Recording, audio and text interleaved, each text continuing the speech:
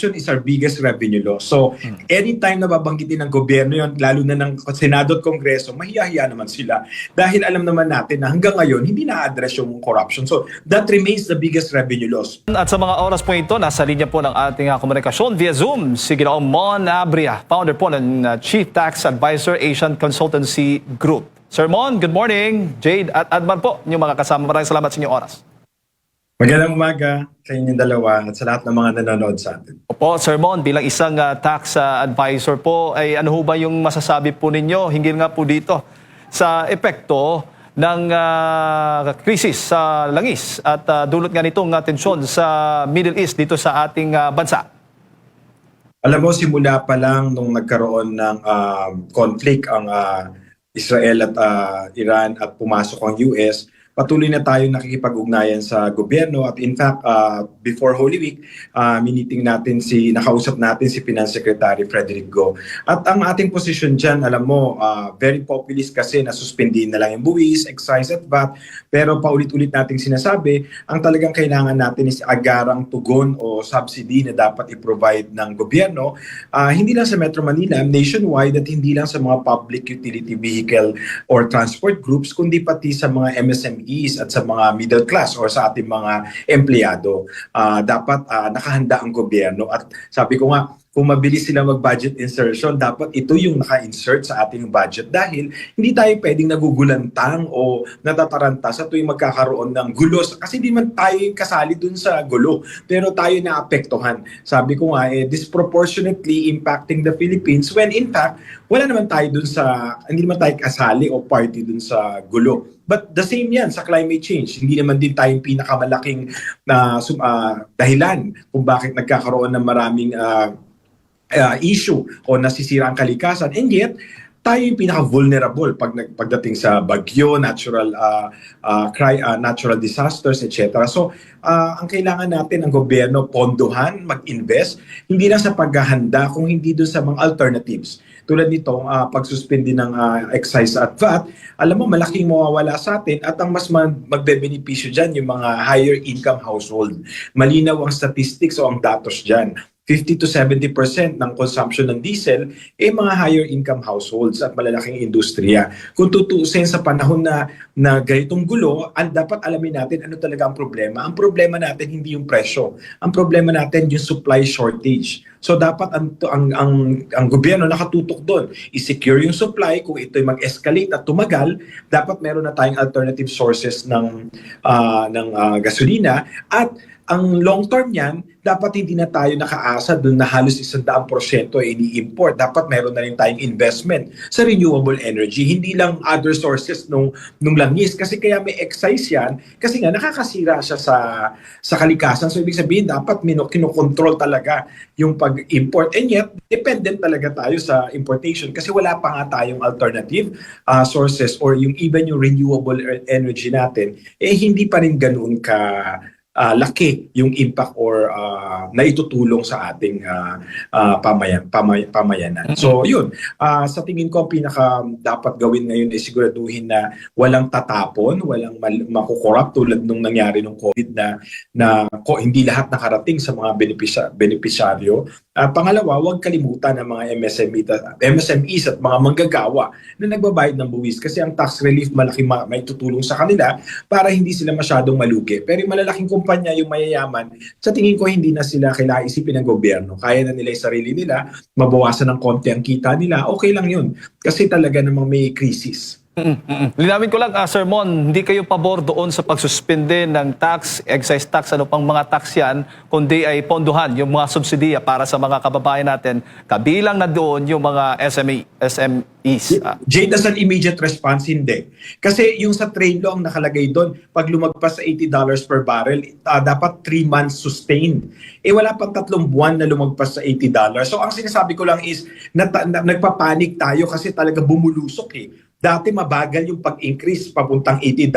Ito, in a matter of weeks, from 68 nung February, bago natapos yung marathon, naging 120 plus. So naintindihan ko yung pagpapanik ng ating mga kababayan, pero dapat mabilis yung subsidy para yung suspension, hindi siya yung parang press the button yun yung nagmamadali tayong suspindihin siya. Kasi kahit suspindihin mo siya, hindi naman automatic na mararamdaman yun kasi may mga inventaryo pa eh. So may mga buwis na yung pumasok na langis. So kailangan pang ibenta yun, di ba? So yung mga papasok pa lang ang magiging exempted sa buwis. Unlike yung subsidy, pwede mo nang ibigay kagad sa mga tao, sa mga drivers, or gumawa ng paraan na hindi kinokontrol yung presyo. Kasi ito yung sinasabi ng isang eksperto na nakausap natin, si Dr. Arthur Laffer, na pag kinontrol mo yung presyo, siya, parang may joker, hindi mo totoong sinusolusyonan.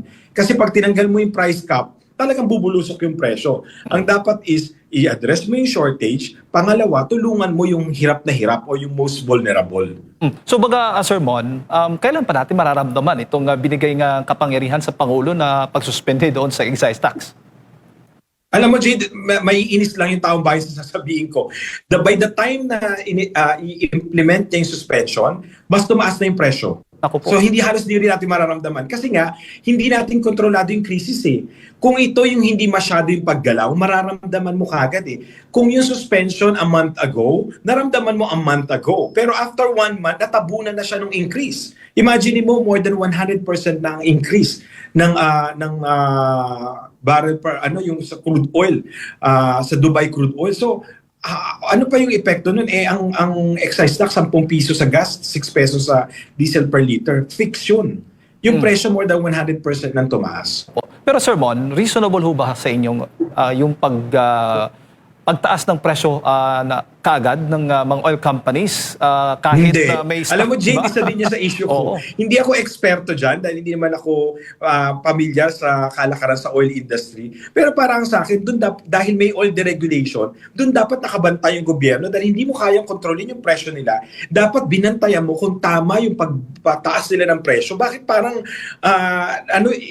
ito-tweet pa lang ni Trump, tumaas na yung presyo dito sa Pilipinas. Para ang bilis tumaas, tapos ang bagal naman bumaba. So sa tingin ko yun dapat imbestigahan din. Kasi malungkot dito, Jade, at the end of this crisis, magulat tayo, bilyon-bilyon ang kinita ng mga oil companies. Pasintabi po. Pero sa panahon ng crisis, hindi tayo dapat pinagkakitaan ng kahit sino. Kaya nga ang gobyerno, medyo dapat wag din silang masyado magsalita ng revenue loss kasi parang wala na silang moral ascendancy. The corruption is our biggest revenue loss. So anytime na babanggitin ng gobyerno yon, lalo na ng Senado at Kongreso, mahiya-hiya naman sila. Dahil alam naman natin na hanggang ngayon, hindi na-address yung corruption. So that remains the biggest revenue loss. But suspending excise may warrant or may prove to be reasonable at a certain point. Pero kung patuloy yung pagtaas niyan, hindi mo na rin mararamdaman yung suspension kasi fix yung amount 10 and 6 lang yun eh. Bago kayo pasok kay partner Admar, Sir Mon, dagdagan ko lang yung sinabi po ninyo na pagpopondo doon sa subsidy. May pondo pa ba yung gobyerno natin? O yung pondo kukunin natin mula sa utang? Ganun po yung mga parami. Yun ang sinasabi ko nga, Jade. Hindi natin dapat iutang to kasi pag nagsuspend ka ng excise, yun posible talaga magkautang tayo dahil sa malaking mawawala sa koleksyon. Pero yung subsidiya, dapat mag-cut ng government spending, unnecessary government spending, travels, parties, ang gobyerno, lahat ng mga kung anik-anik na ginagawa nila na hindi naman nakakatulong sa crisis, itigil na muna nila. Habulin ng BIR yung mga may unexplained wealth, baka yung pinakamayaman sa atin involved dito sa flood control. Mga government contractors, yan ang habulin nila kasi dagdag na collection yan. Pero unconfidential fund, dapat yan i-reallocate lahat ng pondo ng presidente, ng vice-presidente, ng iba't ibang ahensya ng gobyerno para masiguradong mapondohan itong mga subsidy. At Jade, ang tinutukoy ko ay hindi one-time subsidy. Ang tinutukoy ko ay series of subsidies na dapat nakaabang, ready na, at digitalized para hindi makorrupt. Kasi baka pag dumaan pa sa mga LGUs at iba't ibang ahensya, magkaroon ng cut, commission bago makarating sa ating mga kababayan, barya na lang. So ulitin ko po, obligasyon ng gobyerno na sa kaluluhan ng ating mga kababayan, hindi lang yung pinakamahihirap o PUV o public transport, pati ang mga MSMEs, pati ang mga manggagawa o mga middle class na taxpayers. Kailangan magkaroon din sila ng tax relief at dapat gumawa ng paraan ng gobyerno na magbawas sila ng gastos, i-reallocate ang confidential funds at iba pang pondo para masigurado itong series of subsidies. Hindi po one time. Hanggat hindi nare-resolve yung krisis, dapat may pondo sila sa pag-secure ng supply, may pondo sila sa pag-secure ng ating mga kababayan. Yung dalawang bagay lang ang dapat nilang i-secure. Hindi ang kanilang unexplained wealth at hindi ang kung anumang political agenda nila.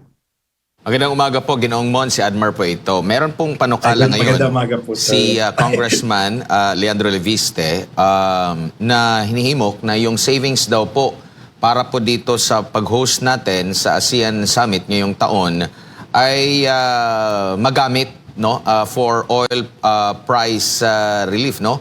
According dito kay Congressman Leviste, last 2025 naglaan ng 5.4 billion pesos para sa ASEAN Summit 2026 preparation, habang for 2026 kasama sa GAA ang nasa mahigit 17.4 billion. So maabot ng nasa 22.9 billion pesos. Ayaw naman niya na i-cancel yung pag-host. Pero pwede naman daw na mag-host pa rin sa cost-efficient manner. Anong nakikita niyo po rito? Sang-ayon tayo doon, pwede namang maging hybrid para hindi lahat bongga at in-person. Lalo na siyempre, logistically, napakagastos niyan, no? So sa tingin ko naman, ang mga ASEAN member countries ay sasang-ayon dito kasi makakatipid din yung mga delegations, di ba? Kasi buong taon ito. So kung ngayon pa lang, sisiguraduhin natin na mabawasan na yung mga in-person at maging hybrid ito, malaki yung matitipid at maaari nga po itong i-reallocate. Pero ulitin ko po, maraming pondong gobyerno. Hindi ko naiintindihan kung saan nanggagaling yung walang pondong gobyerno. 6 trillion yung in-approve na pondo this year. And ang paraang sa akin, dapat magtipid ang gobyerno, hindi lang kung ano yung obvious. Kasi yung ASEAN medyo obvious dahil ongoing siya, lagi siyang nasa mainstream media, pero maraming pondo ang gobyerno, marami tayong utilized budget sa different agencies, mga confidential funds. At even si Congressman Leandro, meron siya penalty na dapat bayaran sa Department of Energy. So sa tingin ko maraming sources of income ang gobyerno na dapat tutukan para maibigay sa taong bayan. Hindi tayo dapat namumulitika at ang naiiwan habang nagbabangayan ng mga politiko na nag-aabang ang taong bayan sa subsidy o sa tulong mula sa gobyerno. Ulitin ko po, hindi lang po yung most vulnerable, kasama ang MSMEs, kasama ang ating mga empleyado kasi nahihirapan na rin po sila. Tumaas na lahat ang presyo. Kahit sabihin ng DTI na hindi tumaas ang presyo, tumaas na po lahat ang presyo. Nabanggit din niya yung 28 billion pesos na traveling expenses, 14 billion pesos representation expenses, 11.6 billion pesos sa confidential and intelligence funds, 2.46 billion pesos ng Presidential Communications Office at bilyong-bilyong pisong ginastos para sa social media trolls daw. And meron pa siyang dinagdag na hinihimok na bawasan yung VAT natin at gawin na lang 10%. Ano pong masasabi niyo po rito? Ay sinasang-uyunan po natin yan. Sa ating meeting kay Finance Secretary Frederick Go, sinabi natin na medyo sensitive kasi kahit ang World Bank, ang mga international organizations na nagpapautang sa Pilipinas, sang-ayon naman sila na ibaba ang ating VAT rate kasi nga tayo yung pinakamataas at 12% sa ating mga ASEAN, sa ASEAN region tayo yung pinakamataas. Singapore at Vietnam nasa 8% lamang sila, pero ang collection efficiency nila nasa 70 to 80%. Samantalang ang Pilipinas 12%, pero ang collection efficiency natin 35 to 40%. Ibig sabihin, kahit ibaba mo ng 8% yun, baliwala kasi nga hindi naman talaga nakokolekta lahat dahil sa smuggling, tax evasion at kung ano-ano pang rason. Kaya ang panukala natin, isa sa sinabi din ng World Bank is pag-aralan yung mga VAT exemptions kasi sobrang dami ng VAT exemptions na halos wala na talaga makolektang VAT at nagagamit din yun para hindi makolekta yung dapat may VAT. So ano yung mga VAT exemptions na dapat i-retain? Siyempre yung basic goods, pagkain, gamot, okay lang yan na may VAT exemption, edukasyon. Pero maliban doon, dapat pag-isipan natin paano mas ma-maximize or mas magbebenepisyo yung mga tumatanggap ng VAT exemption nang hindi VAT exemption. Halimbawa po, yung sa senior citizen at PWD, dapat yan may pension program na ang gobyerno tulad sa mga malalaki o sa mga first world countries. Huwag natin gagawing rason na third world tayo, kaya hindi natin pwedeng gawin yon. Mas kailangan natin gawin yon para direct yung benepisyo sa ating mga kababayan. So imagine niyo po, kung ating mga senior citizen at PWD ay may monthly or quarterly pension, whether through a cash card or healthcare card, na imbis na VAT exemption lang sa restaurant, sa grocery, mas yung mapapakinabangan nila para sa kanilang kalusugan at pangangailangan, diretso na nila matatanggap. Hindi na nila kailangan ng pera para pag bumili sila sa kami exemption. Kasi disproportionately beneficial din sa mayayaman na senior citizen at PWD yun. Kasi kung wala kang pera, wala kang exemption. So yung mga ganun po, meron na pong mag-aaral at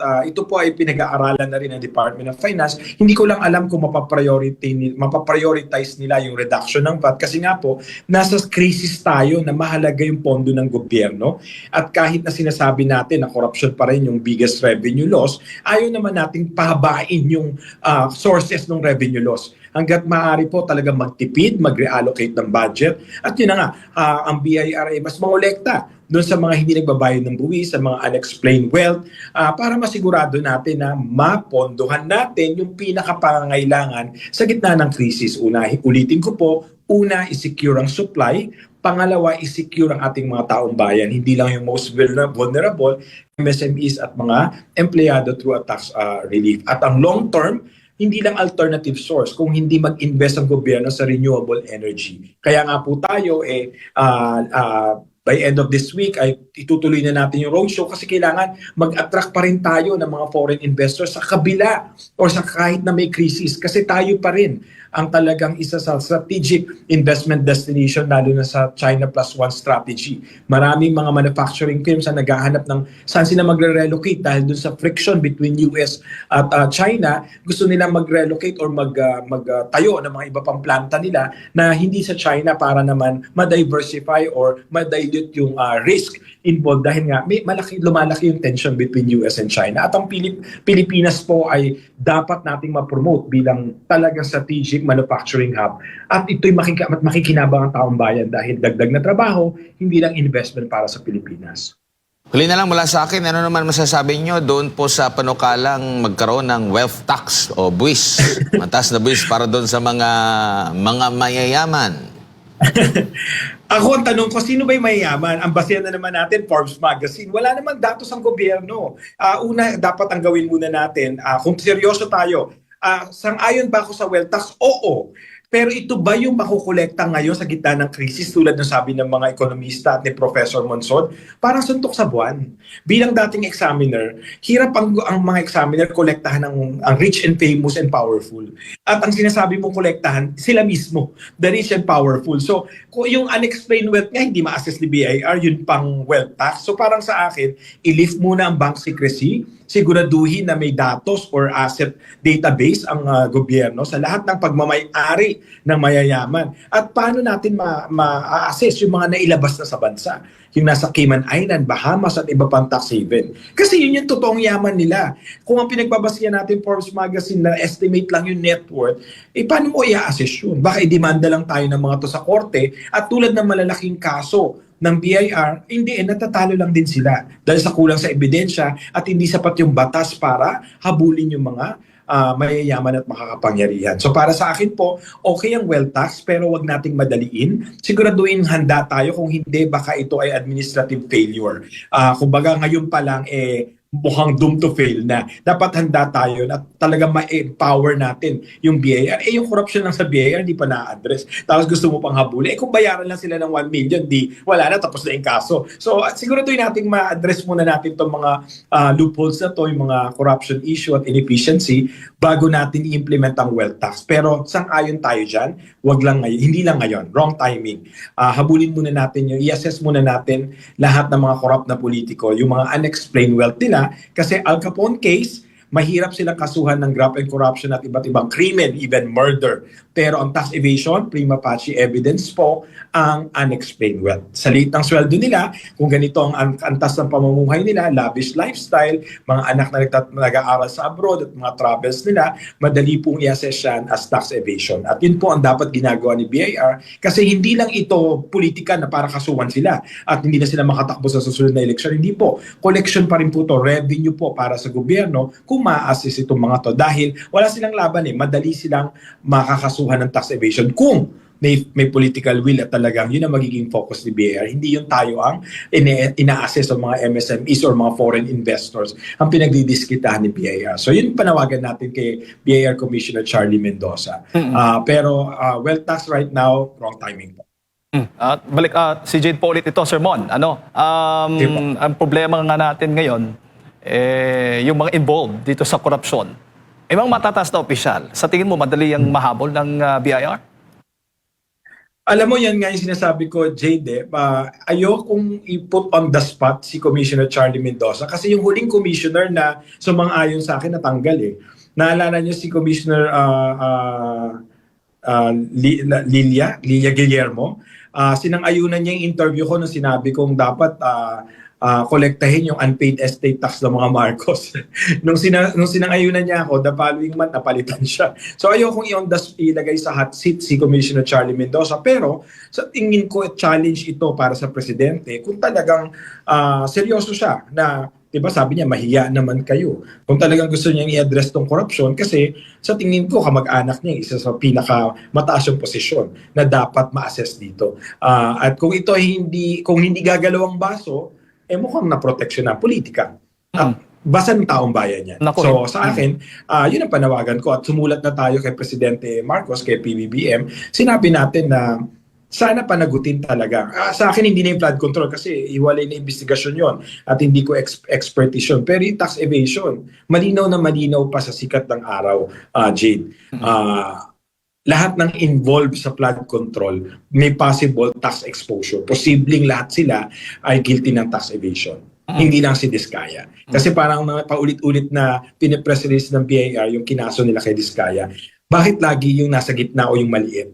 Nasaan yung nasa taas? Ba't walang kaso si Saldico? Bakit walang investigasyon kay Martin Romualdez? I mean, hindi ito politika kasi sila yung involved dun sila yung na-implicate, di ba? Sige, hindi man sila, wala mang ebidensya to directly implicate them sa flood control. Ang tanong ko po, yung 1,000 increase ba sa net worth ni former House Speaker Martin Romualdez is justifiable? May income tax return po ba yon sa loob ng ilang taon? Kung lahat naman po nabayaran ng income ng tax, makikita ni BIR yun. Si BIR lang pwedeng magsabi nun kasi wala naman po tayong access doon. Pero yung SALN niya mismo po ang nagpapakita na more than 1,000% ang in-increase ng kanyang net worth. So, yung mga ganun. So, dapat yun iniimbestigahan. Hindi lang dahil siya yung pinupuntirya sa flood control. Lahat sila, even mayor, congressman, kasi even sa probinsya, Jade, alam na ng mga kababayan natin yan. Ang pinakamayayaman at may may-ari ng mga negosyo, mga lupa, ay mga mayor at congressman. So dapat i-assess lahat yan kasi kung hindi ito base sa kanilang kinita na nabayaran ng buwis, kahit pa nakadeklara sa SALN yan, kasi pwede naman nilang dinoktor din yung SALN. Ang lagi pong panuntunan dyan, nabayaran ba ang buwis? Kasi ang mga manggagawang Pilipino, bawat pisong kinikita, nagbabayad ng buwis. Walang dahilan para ang mga makakapangyarihan, nasa posisyon, nasa gobyerno, kahit House Speaker ka pa, o Cabinet Secretary ka, o even Vice President o Presidente ka pa, hindi ka pwedeng kumita, magkaroon ng yaman na hindi nabayaran ng buwis. Pag sinabi mo namang ito ay binigay sa'yo, may donor's tax yun. Pag sinabi mong binana mo, may estate tax yun. Walang lusot. Bilang pong tax advocate, sa akin, malungkot na yung maliliit na habol ng BIR, napapadlak ang tindahan, nakakasuhan, pero itong mga makakapangyarihan ay namamayagpag at hindi naman nagbabayad ng buwis, ninanakawan pa tayo. Kaya ulitin ko po, mas magandang source ng revenue ngayon at makakatulong para ma-regain ng presidente ang trust ng taong bayan, pakasuhan, paimbestigahan yung mga may unexplained. At marami po sila. Kung gusto po niya, isa-isahin ko po. Ang problema nga, ang masaklap nito, Sir Mon, hindi lamang si Romualdez, Zaldico, at iba pang mga nabanggit po ninyo yung inaakusahan ngayon. Mismo, yung Pangulo, ang dawit nga dito sa aligasyong korupsyon? Well, ako sinasabi ko nga, political suicide naman yun kung yung i-open yung investigation sa sarili niya, diba? So, wag na nating ambisyonin yun. Pero, isang ganyan yung sarili niya sa pagkakaso sa iba. Kasi sa akin, wala nang halaga kung sino yung makasuhan. Ang sa akin, makasuhan muna. May makasuhan muna. Kasi wala pa nakakasuhan, JD. Sa akin, may makasuhan muna. Dahil obvious naman. So, yun lang. Yun, parang sa akin, sa gitna ng crisis, dun mo makikita na maaasahan mo ba talaga yung gobyerno sa dami ng buwis na binayaran natin. Makasuhan at maibalik yung mga ninakaw, Sir Mon. Tama po. Grabe, Tama ang dami nun. Bilyon-bilyones, male-maleta. yung kailangan makuha. Opo. Siguro, Sir Mon, your last message po para sa ating mga kababayan sa gitna nga po nitong krisis na kinakaharap natin ngayon. Sa akin, ayoko sabihin na dapat dahil resilient tayo magtipid at magtiis tayo. Sa akin, patuloy tayo manawagan sa gobyerno, mag-demand tayo, we deserve better, marami tayong buwis na binabayaran. Huwag tayong makontento sa barya o kung ano man ang kayang gawin ng gobyerno. They need to improve their performance, they need to expedite the subsidies, pabilisin ang responde o ang mga tulong na binibigay sa mga taong bayan.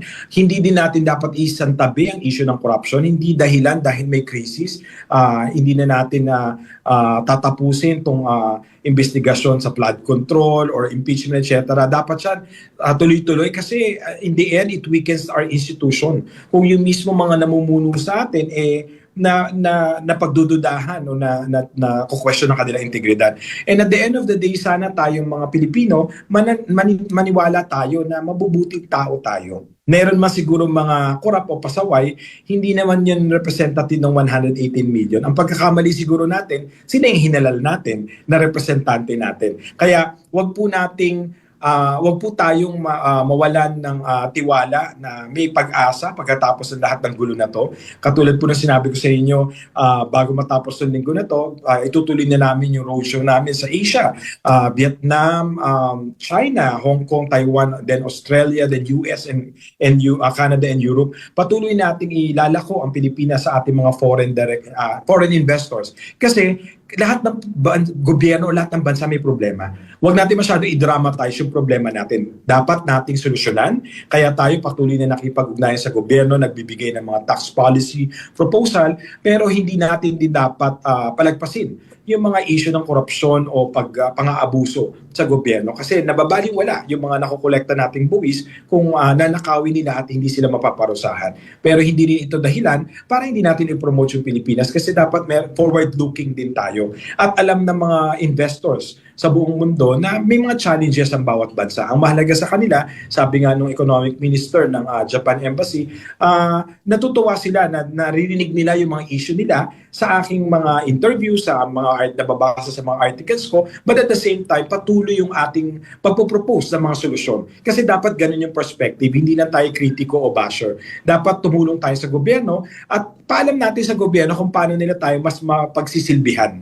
At pagka politika na, medyo preno tayo kasi minsan doon nauubos yung lakas natin. Kung pinagtatanggol natin itong politiko na gusto natin, sisiraan natin o paulit-ulitin natin yung mga ayaw natin doon sa hindi natin gustong politiko. Pero in the end, sila yung nasa gobyerno, dapat lahat sila nagtatrabaho. Lahat sila naglilingkod sa atin. Lahat sila gumagawa ng solusyon. Whether presidente, vice-presidente, Speaker of the House, Senate President, Mayor, Congressman, lahat po sila inihalal natin para paglingkuran tayo. Kaya pag pumili ka ng kulay o partido, ikaw mismo kinompromiso mo yung dapat nakukuha mong benepisyo sa gobyerno natin. At laging sinasabi na we get the government we deserve. Baka kaya ganito tayo kagulo kasi yung isip din natin at yung paninindigan natin magulo din. Baka dapat yun na siguraduhin natin. Ang puso ba natin para sa bayan o para sa isang politiko? Ang puso ba natin para kay Marcos o kay Duterte o para sa Pilipinas? Kasi hindi dapat tayo namimili ng politiko. Kahit pa kay Lenny ka, kay Sara ka, o kay Bongbong ka. Kapag hindi maayos ang gobyerno, tayo ang nasasakripisyo, tayo ang nahihirapan. Kaya yun po, panawagan ko sa ating mga kababayan, magtulungan tayo. Hindi lang magkaisa na parehas ng opinion. Okay lang magkakaiba ng opinion. Pero ang issue, hindi dapat binubura o tinatago. Dapat ito ina-address at sinusolusyonan. Alright. Maraming salamat. Sir Mon, thank you po sa inyong pong oras at sa pagbibigay po niyo impormasyon. Sa ulitin, good morning. Mga kababayan, si Ginoong Mon Abria, founder at chief tax advisor po ng Asian Consultancy Group, ang ating nakasama na pakinggan. Kaugnay nga po dito sa epekto ng oil crisis dulot po ng tensyon sa Middle East.